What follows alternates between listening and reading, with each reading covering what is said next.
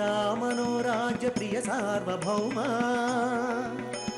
శ్రీరామ సీతారామ.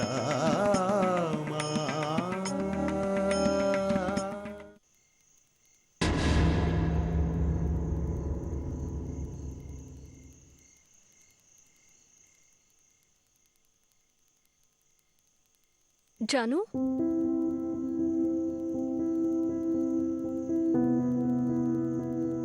నువ్వెందుకంత టెన్షన్గా ఉంటున్నావో నాకు తెలుసు. నాన్న ఏది చేసినా మన మంచి కోసమే చేస్తారు.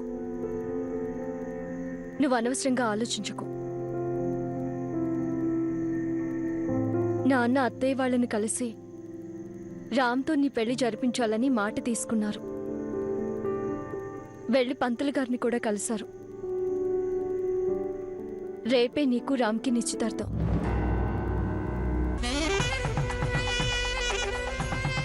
రేపటి నుంచి నీకు కొత్త జీవితం మొదలవబోతుంది. అనవసరమైన విషయాలు ఆలోచించకుండా మనసులోని ఆలోచనలన్నీ తీసేసి సంతోషంగా ఉండు. ఎందుకు అమ్మాయి గారు అలా ఉంటారు? పెద్దమ్మాయి గారు చెప్తున్నారు కదా, అన్నీ మర్చిపోండి. అయ్యగారు అమ్మాయి గారు మీ జీవితం బాగుండాలని ఆలోచించి ఒక మంచి నిర్ణయం తీసుకున్నారు.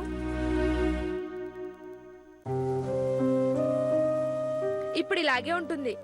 రేపు పెళ్లి జరిగి రాంబాబు గారు పక్కనుంటే అన్నీ మర్చిపోతారు.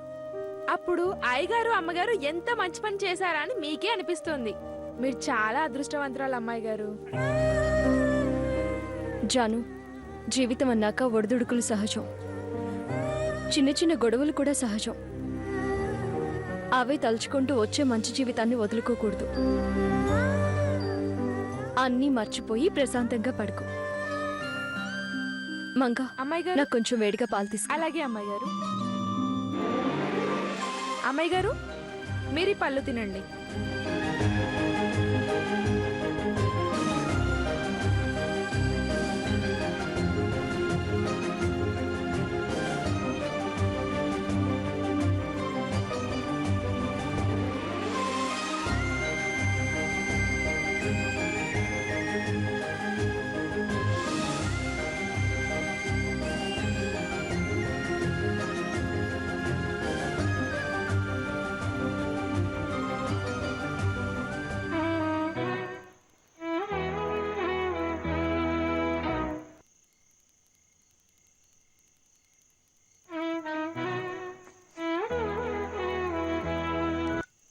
హలో రామ్, నీ ఫోన్ కోసం ఎదురు చూస్తున్నాను.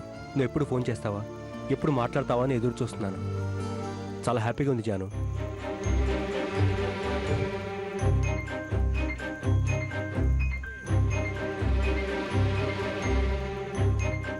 జాను, చెప్పు.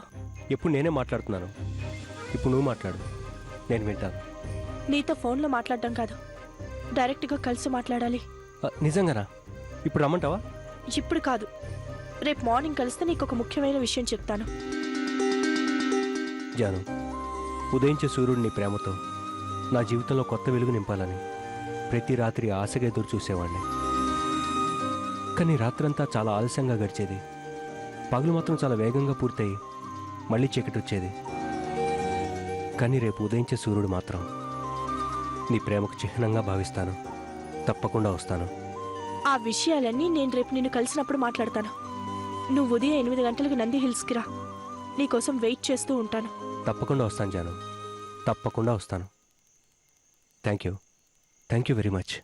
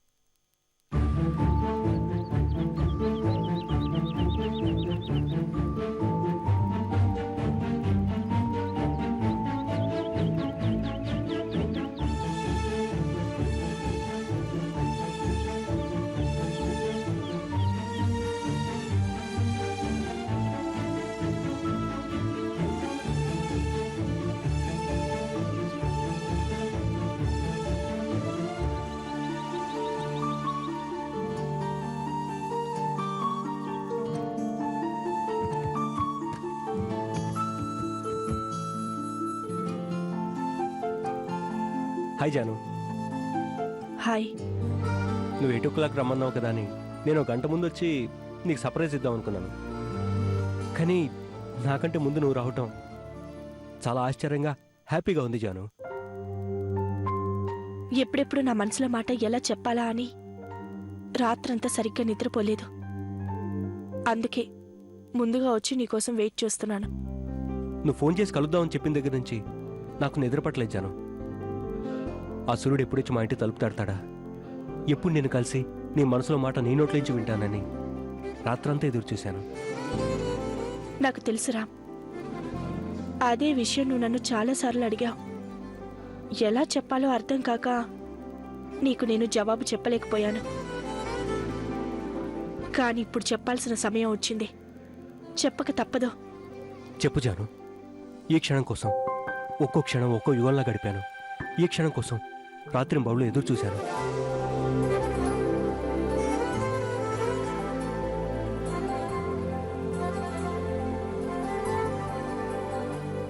రామ్, నీకొక విషయం తెలుసా?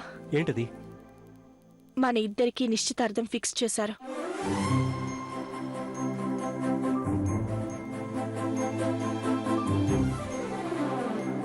నువ్వు చెప్పేది నిజమా?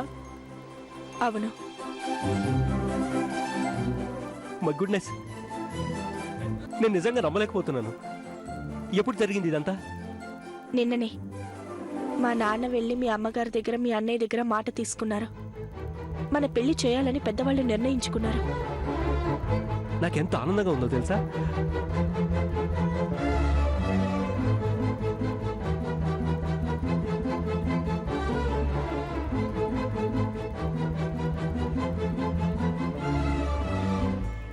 నిజానికి నువ్వు నాకు ఐ లవ్ చెప్పిన తర్వాత దగ్గరుండి మన నిశ్చితార్థ ముహూర్తం పెడదాం అనుకున్నాను. అన్ని ఏర్పాట్లు నేనే చూసుకుందాం అనుకున్నాను. మనం జీవితంలో మర్చిపోలేనంత మధురానుభూతిగా ఈ కార్యక్రమం చేద్దాం అనుకున్నాను. చూసావు జాను, కనీసం మా అమ్మ మా అన్నయ్య కూడా ఈ విషయం నాతో చెప్పలేదు. బహుశా నేను ప్రేమిస్తున్న అమ్మాయి వాళ్ళతో ఎవరో చెప్పకుండా ఇన్ని రోజులు దాచిపెట్టాను కాబట్టి అది నువ్వే అని అర్థమైపోయి నన్ను ఆట పట్టించి సడన్ సర్ప్రైజ్ ఇద్దాం అనుకుని ఉంటారు. ఇంతకీ నిశ్చితార్థం ఎప్పుడు? ఈరోజు ఉదయం 11 గంటలకి. ఏంటి జాను ఇన్ని సడన్ సర్ప్రైజులు? వా, అదృష్ట దేవత నా తలుపు తట్టి ఇన్ని వరాలు ఇస్తుందని నేను అస్సలు ఊహించలేకపోతున్నాను. జాను, ఇంతకుముందు నేను ఎన్నోసార్లు నేనంటే నీకు ఇష్టమా లేదా అని చెప్పమని అడిగాను. చెప్తావేమో ఎదురు చూశాను. కనీసం నిశ్చితార్థం ముందైనా ఒక్కసారి నన్ను ప్రేమిస్తున్నానని చెప్పవా? మనస్ఫూర్తిగా ఫీల్తో రామ్ ఐ లవ్ యూ అని చెప్పవా? ఒక్కసారి నీ నోటి నుంచి ఆ మాట వినాలనుంది. చెప్పు జాను, ప్లీజ్ ఒక్కసారి నా కోసం చెప్పు.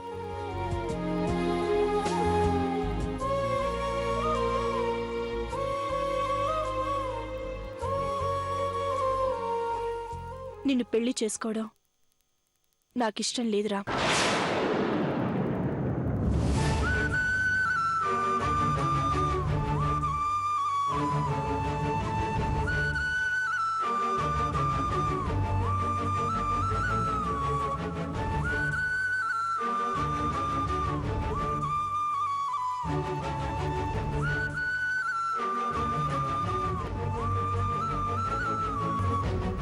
హే జాను, జోక్ చేస్తున్నావు కదా? ఓ, నేను చాలాసార్లు నిన్ను ఆట పట్టించానని నువ్వు కూడా సరదాగా ఆట పట్టిస్తున్నావు కదా? నేను జోక్ చేయడం లేదు, చాలా సీరియస్గా చెప్తున్నాను. నువ్వంటే నాకిష్టం లేదు. నీతో 3 ముళ్ళు వేయించుకోవడం నాకిష్టం లేదు. నీ చేత్తో నా తల మీద జీలకర్ర బెల్లం పెట్టించుకోవడం నాకిష్టం లేదు. నీతో కలిసి 7 అడుగులు నడవడం నాకిష్టం లేదు. మన పెద్దవాళ్ళు మన ఇద్దరిని ఒకటి చేయాలని నిర్ణయించుకున్నారు. పెళ్లి చేయాలనుకుంటున్నారు. వాళ్ళకి ఇప్పుడు ఏం సమాధానం చెప్తావు? వాళ్ళు నిర్ణయం తీసుకున్నారని నేను నిన్ను పెళ్లి చేసుకోలేను. నా మనసు చంపుకొని జీవితాంతం నీతో కాపురం చేయలేను. నాకంటూ ఒక మనసుంది. మన పెద్దవాళ్ళు కనీసం ఆ విషయం గ్రహించకుండా, నా అభిప్రాయం తెలుసుకోకుండా నిశ్చితార్థానికి ఏర్పాటు చేశారు. దానికి నేను బాధ్యత వహించలేను.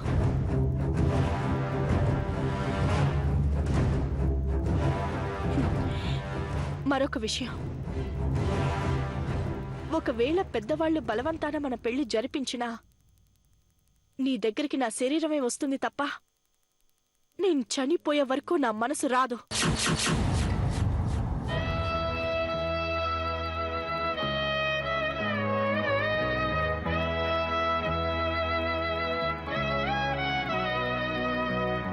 నీ పక్కన నేనుంటాను తప్ప నా మనసులో ఎప్పటికీ నువ్వుండవు.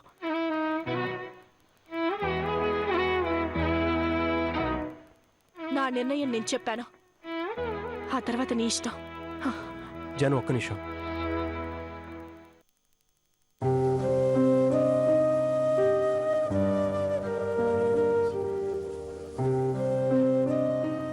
నేను సూటిగా ఒక ప్రశ్న అడుగుతాను, దానికి నువ్వు సమాధానం చెప్పు. అడుగు. నేనంటే నీకు ఎందుకు ఇష్టం లేదు? ఒకే ఒక కారణం చెప్పు. ఇష్టం ఉండటానికి 100 కారణాలుంటాయి. ఇష్టం లేకపోవడానికి కూడా 100 కారణాలుంటాయా? ఇష్టం లేదంతే. నాకు ఇష్టం లేదు, ఇష్టం లేదు, ఇష్టం లేదు.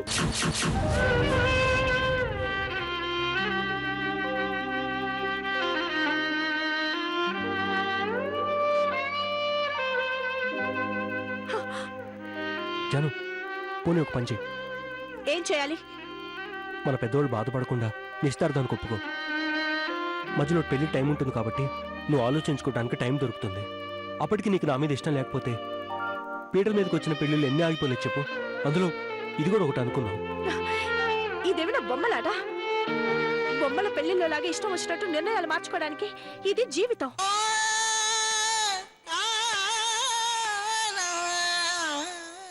ఇప్పుడైనా ఎప్పుడైనా నాది ఒకటే మాట, అది నిశ్చితార్థం అప్పుడైనా పెళ్లి పీటల మీదైనా జీవితంలో ఏ క్షణమైనా నువ్వంటే నాకు ఇష్టం లేదు. That's all.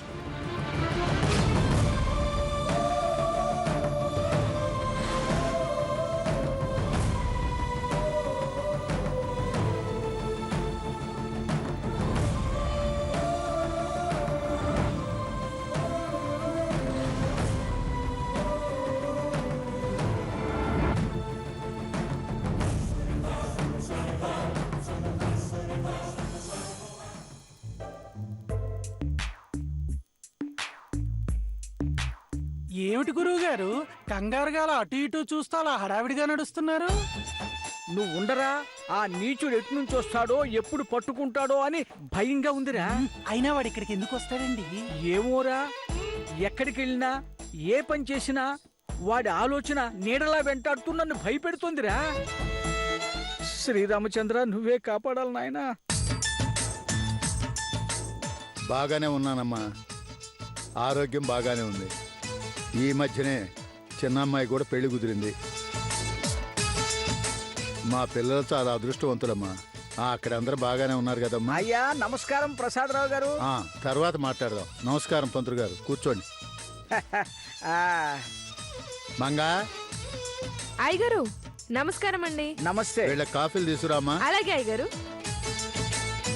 అయ్యా, మీ కాబోయే వియ్యాల వారు ఇంకా రాలేదా? ఇందాకే ఫోన్ చేశాను, ఆల్రెడీ బయలుదేరారట. నాకు తెలిసి ఇంకో 5 నిమిషాల్లో వచ్చేస్తారు. ఆహా. ఆ.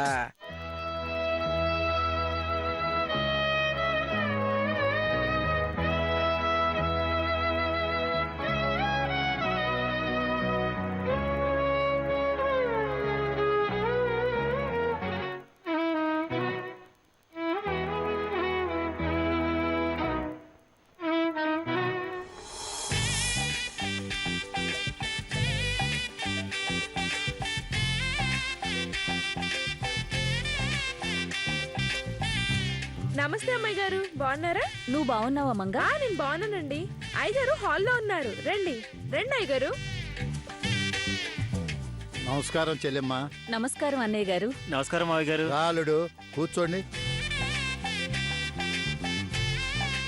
నమస్కారం అమ్మా. నమస్కారం అండి. బాగున్నారా? బాగున్నానండి, మీరు బాగున్నారా? బాగున్నానమ్మా. ఏం బాబు, మీ తమ్ముడు గారు రాలేదేమిటి? వాడికి ఏదో అర్జెంట్ పని ఉందని బయటకు వెళ్ళాడు. డైరెక్ట్ గా ఇక్కడికి వచ్చేస్తాడు. ముహూర్త సమయానికన్నా వస్తాడు కదా. తప్పకుండా వస్తాడు అన్నయ్య గారు. చెల్లెమ్మ, పెద్ద అమ్మాయి నిశ్చితార్థానికి పెద్ద హంగామే చేశాను. కానీ ఈసారి అలా చేయటానికి నా మనసు ఒప్పలేదు. అందుకే మన 2 కుటుంబాల మధ్య ఈ కార్యక్రమం జరిగేలా ఏర్పాటు చేశాను. తప్పుగా అనుకోవద్దు. భలేవారు అన్నయ్య గారు. ఆర్భాటం కంటే సంతోషమే ముఖ్యం. పర్వాలేదులేండి. అయినా నిశ్చితార్థం అన్న పేరే గాని నిశ్చితార్థం అయిపోయినట్టే. మనం వియ్యంకులయ్యాం. నీ దగ్గరకు వచ్చి నేను మాట తీసుకున్నప్పుడే నిశ్చితార్థం జరిగినట్టుగా భావించాను. నేను కూడా అంతే అనుకున్నాను అన్నయ్య గారు. సాంప్రదాయమే మనకి ముఖ్యం. ఆ మాటకి మీరెలా కట్టుబడి ఉన్నారో నేను కూడా అంతే కట్టుబడి ఉంటాను. ఆ మాట అన్నావు, నాకు చాలా ఆనందంగా ఉందమ్మా. ఎలా ఉన్నారు అత్తయ్య? బాగున్నానమ్మా. రా కూర్చో. హాయ్. ఇంతకీ రామ్ ఇక్కడ? వస్తున్నాడమ్మా. నీ తలకి తగిలిన గాయం తగ్గిందా? తగ్గిపోయింది అత్తయ్య. మా మరదలు రెడీ అయిన స్రవంతి? ఆ, రెడీ అవుతుంది.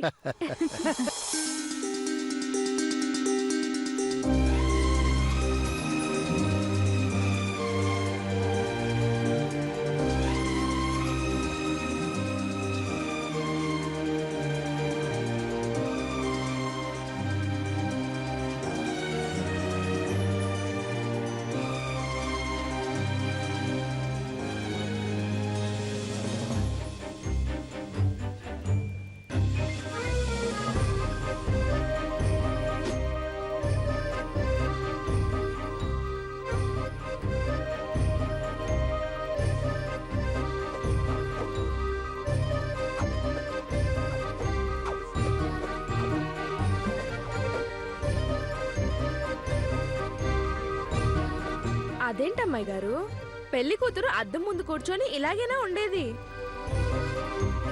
పెళ్లి కూతురు అంటే నవ్వుతూ ఆ అందాన్ని అద్దంలో చూసుకోవాలి. ఏది ఓసారి నవ్వండి. నోరు మూయవే. నోర్మేమంటారేంటండి? పెళ్లి కూతుర్లా ఎంత అలంకరించుకున్నా చిరునవ్వు, కొంచెం సిగ్గు ఉంటేనే ఆ అందం రెట్టింపు అవుతుంది. ఇలా నీరసంగా ఉంటే ఎలా చెప్పండి? ఏయ్, పెళ్లి కూతురేంటే? జరిగేది నిశ్చితార్థం. నిశ్చితార్థమే, కానీ అయ్యగారు తీరు చూస్తుంటే ఒకవేళ ముహూర్తం కుదిరితే ఆ క్షణమే రామ్ గారితో మీ మెడలో 3 ముళ్ళు వేయించేలా ఉన్నారు. అయ్యా, ముహూర్తానికి సమయం అవుతుంది. అబ్బాయి గారు వస్తే కార్యక్రమం ప్రారంభించొచ్చు. అల్లుడు, ఓసారి ఫోన్ చేయరాదు, సమయం మించిపోతుంది. అలాగే మావయ్య గారు.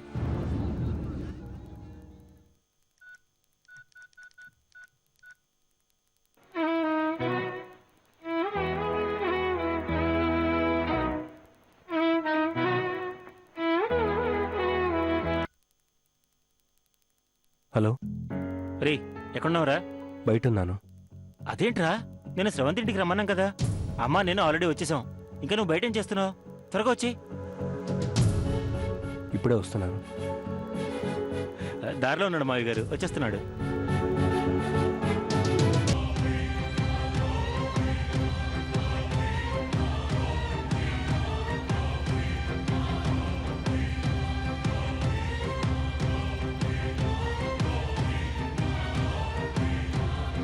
నీ దగ్గరికి నా శరీరమే వస్తుంది తప్ప నేను చనిపోయే వరకు నా మనసు రాదు.